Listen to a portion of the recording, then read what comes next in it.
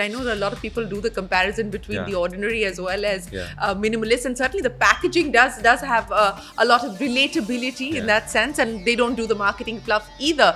Were you inspired by the Very ordinary much. story? Had they been in India, there was no need for a brand like Minimalist.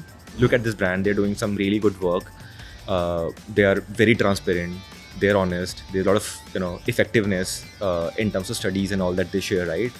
Why no one is doing it in India? Of course, we are doing something in hair care, not in skin, but it always used to excite me, and I love the philosophy of the founder. So when we were starting skincare, it was an obvious extension that we so much relate in terms of those values, and bringing something in India by focusing on product.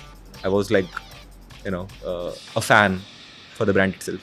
A fan for the brand, but then how did you ensure that while you take the values that are core to the ordinary, but you also ensure that you create something that's differentiated? So I think with time you realize the needs of customers in different markets are very different. We also live in a very different climatic condition, right? So a same product won't work in each of those markets. And I'm not saying that Indian skin is different. Again, that's a marketing story most of people say. But say the concerns. So it's not. It's not. It's.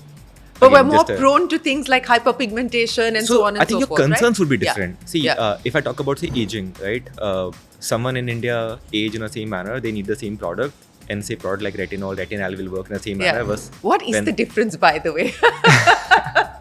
It's a different. So I think retinol take two steps to convert into, I guess, retinoic acid or something. Okay. Retinol just take one. But again, coming to the point, I think say pigmentation, rightly mentioned, is a bigger concern in India, right? Versus say someone in US.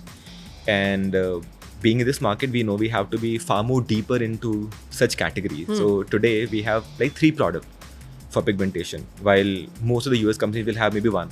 Later, we also realized that we don't want to be just a serum brand, Right. and we started expanding our portfolio into the maintenance and the other category in skin, right? From cleansers to toners to SPF and other.